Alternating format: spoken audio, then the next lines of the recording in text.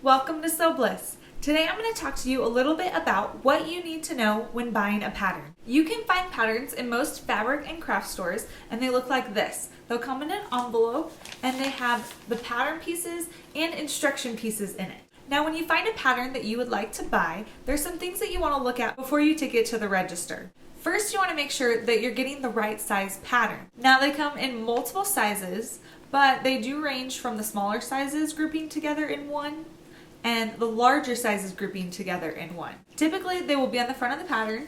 Mine is right here on the side. Sometimes they'll have it up here at the top, and they'll also have it on the back. Now, when trying to figure out what pattern size you should use, you're going to look at the back of the pattern envelope, and it's going to have a list of all the sizes, and then it's going to have like the bust size, the waist size, the hip size, and a couple others depending on what kind of pattern it is. And you should compare that to your size. And whatever your size lines up with, that's the size pattern you're going to want to get. Now, that's not necessarily what size pattern you're going to cut out, and we'll talk a little bit more about that later. A few of the other things that you're going to want to notice on the back of the pattern are the list of suggested fabrics.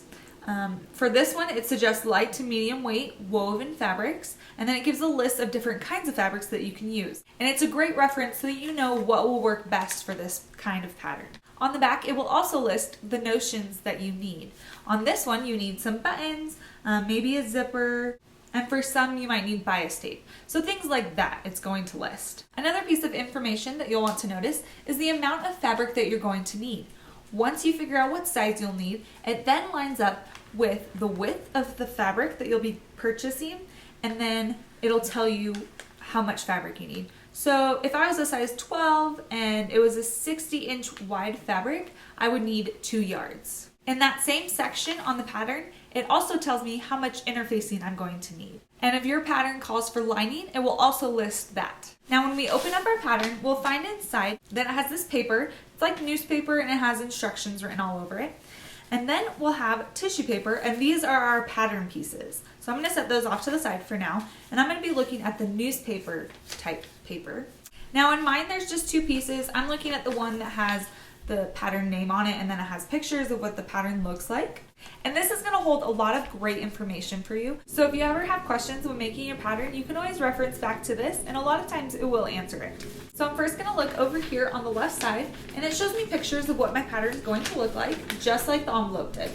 Then down at the bottom, mine is showing me all the different pattern pieces that I can cut out and which patterns they correspond to. If you'll notice on mine, it has 4 different styles of dresses. So I don't necessarily need to cut out every single pattern piece unless I'm going to make every single dress. So down here, it tells me which pattern pieces I need for which dress. Then if I look up at the top of the instruction sheet, it talks about pattern markings, adjusting the fit if necessary, and cutting and marking.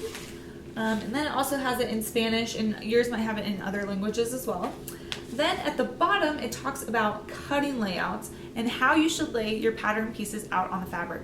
This is a great reference if you don't have a ton of fabric, if you just got the minimum and you need to really squeeze in every inch that you have. So really reference to that when you're cutting out your fabric. If I go to the back of that same piece of instructions, there will be a sewing information key. And this could be on the front or back of your instruction paper, but just know it's going to be on there.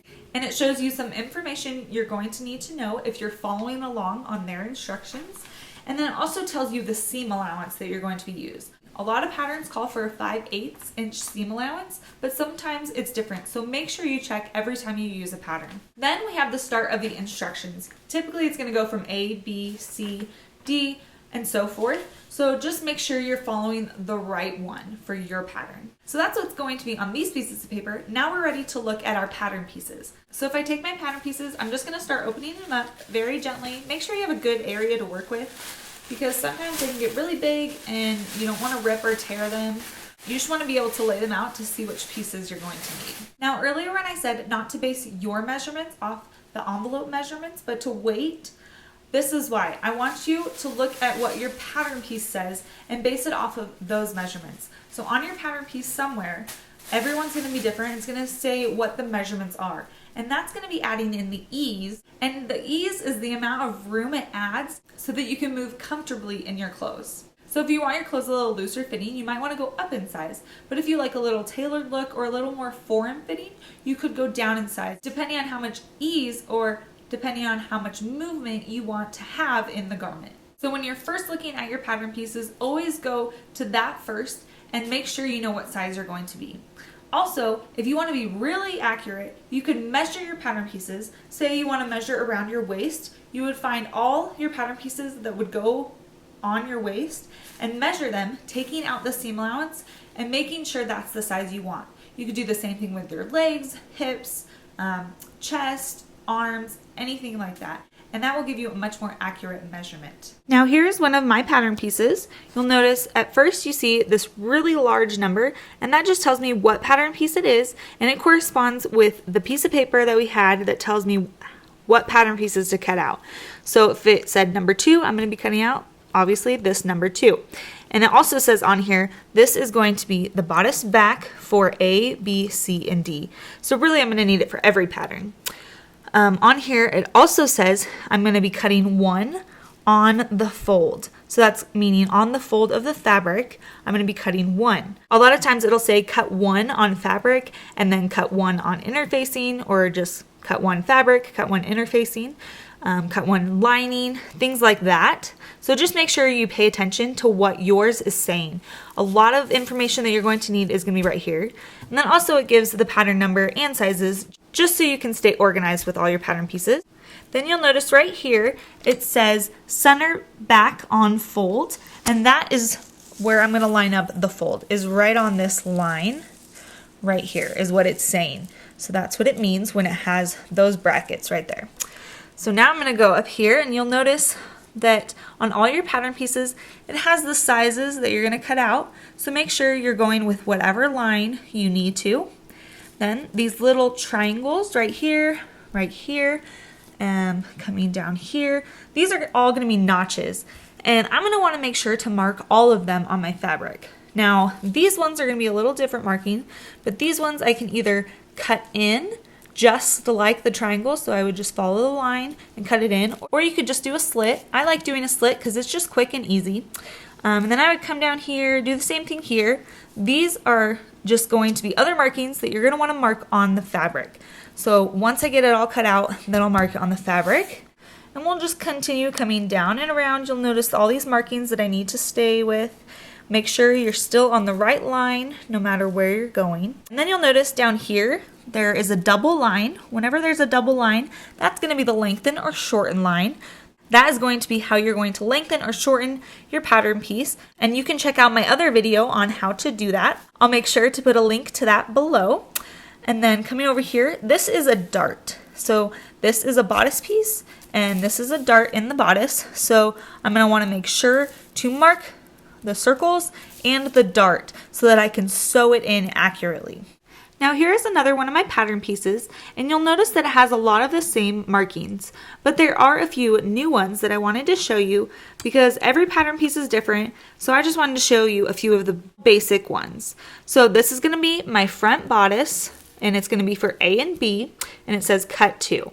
And you'll also notice it has this circle with a plus in it, and that is going to be indicating the bust line, the waistline, the hip, and or the biceps. So you'll see it on different parts of the pattern. So obviously on this one, it's going to be indicating the bust line. So that's just for reference. If you need to adjust anything in the bust, that is where it's going to be. Now, you'll also notice there's multiple lines on mine, and typically there's not this many depending on what pattern you're doing, but the one that I really want you to notice is going to be this one right here, and it says the grain line. Sorry, that's kind of hard to read. But this is the grain line, and that just shows how you're going to lay your pattern piece on your fabric. If you're not following along on this, you really should be because it'll help in that area as well. But just in case, the grain line is really important for how your fabric's going to lay. And there's lots of information on talking about the grain line, but just for basic terms, the grain line is typically going to be parallel with your selvage of your fabric. So just keep that in mind and always go back to your instructions and follow how to lay it out on your fabric because that's really important. Then on mine, you'll see this is the center front, and then this one on the diagonal is a fold line because this is a neckline / collar detail that they have going on there. So that's why there's so many lines on mine. Now, another tip that I have for you is that if you have a pattern piece that is really wrinkly and you want a quick way to get those wrinkles out, is you can actually iron your pattern pieces. You just use a warm iron. Don't get it too hot. If you're a little worried about it melting, which that's what you should be worried about, you can put like a piece of fabric over it or a towel over it and just lightly iron it, and that will get those wrinkles out quick and easy, and it's going to be a beautiful pattern piece to work with.